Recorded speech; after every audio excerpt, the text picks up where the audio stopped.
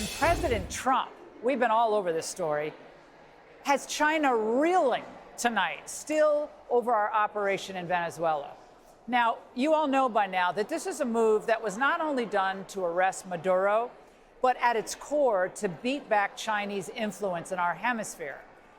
Beijing was the biggest buyer of Venezuelan oil, but not anymore. China and Russia, of course, they don't have any place in our hemisphere, certainly shouldn't be allowed to, set up their own outposts in the Western Hemisphere that endanger America's national security.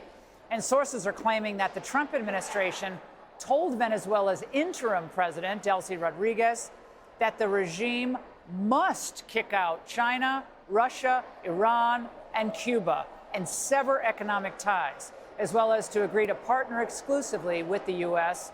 on oil production in favor of the United States when selling heavy crude oil.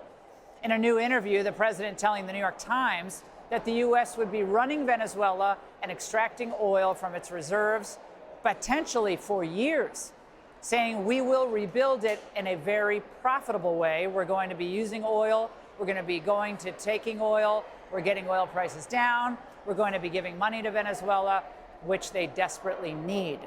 That is a tall order. And Vice President Vance explained today why we should not stop at Venezuela.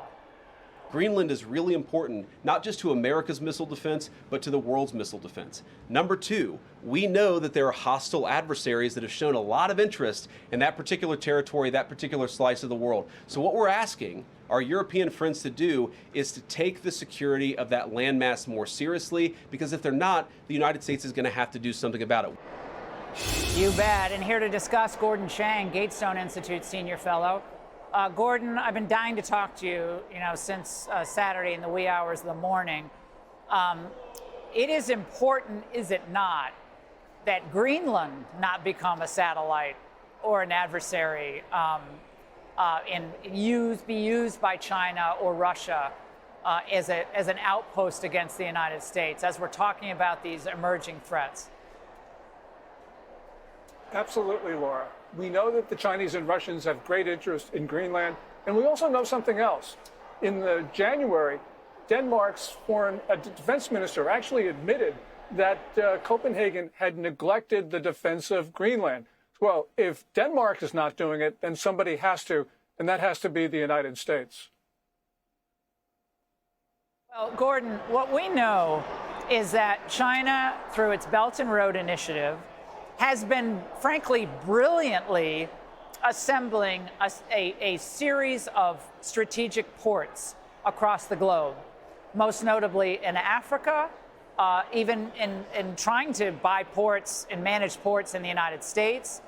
They have hundreds of thousands, forget that, millions of people in the United States who've come to the United States, some on birth tourism, others buying property. And so they're moving on all fronts. And don't you think President Trump has just seen enough of this and said, wait a second, we need to secure the hemisphere, but a place like Greenland, can we actually trust that that stays in Danish hands and that Denmark doesn't somehow give way to Chinese influence? We can't really take that risk. Yeah, we have a real problem in the Arctic because we also have a Canada that for decades neglected the defense. You had Justin Trudeau, the former prime minister. Basically, his attitude was, well, if there's ever a problem in the North, the Americans will come and rescue us. So clearly, the Canadian government and the Danish government are not up to it.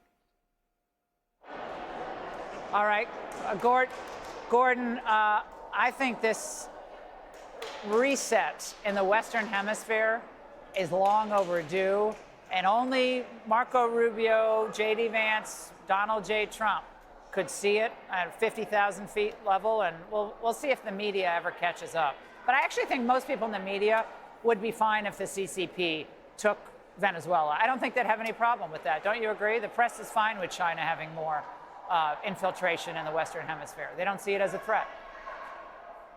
Yeah, and the important thing, though, is that President Trump sees it as a threat. We saw that in the National Security Strategy, which was issued last month, and we see it with his actions. Remember, Marco Rubio's first trip as Secretary of State was to Panama. That is critical. It shows the administration's priorities to do something about that critical canal zone. All right, Gordon, thank you very much.